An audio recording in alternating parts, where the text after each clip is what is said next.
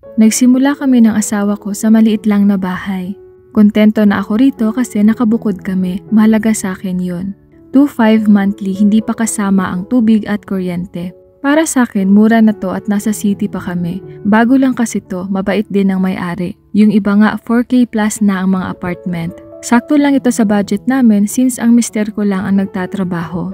Para sa akin, okay na talaga kahit gaano kaliit ang space. Ang importante, may sariling matatawag na tahanan at may peace of mind. Yung iba maswerte kasi may pamana na mula sa mga magulang nila na lupa at bahay.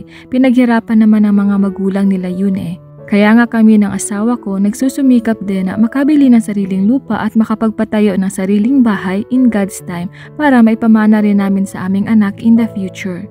Mahalaga rin talaga na pagplanuhan kung ilang anak ang gusto nyo kasi sobrang hirap ng panahon ngayon. Kung mauuna ang maraming anak, uunahin rin talaga ang mga basic needs nila at maisasantabi muna ang budget para sa lupa at bahay.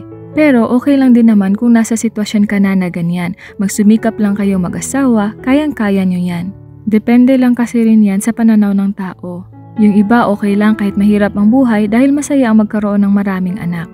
Yung iba naman okay na kahit isa lang ang anak para maibigay sa kanya lahat ng pangangailangan niya at ayaw ng magulang niya na maghirap siya. Magkakaiba man ang sitwasyon natin, ang mahalaga na huwag tayong manghusga at irespeto lang ang isa't isa. Magdasal palagi sa Panginoon kasi kahit kaano pa kahirap ang buhay, alam nating hindi niya tayo pababayaan. Magsumikap, manalig at maging masaya sa iyong journey kasi maikli lang ang buhay. Mapamaliit man na bahay, umuupa kayo o may sarili ng bahay, ang mahalaga na peaceful ang inyong pagsasama at masaya ang inyong pamilya.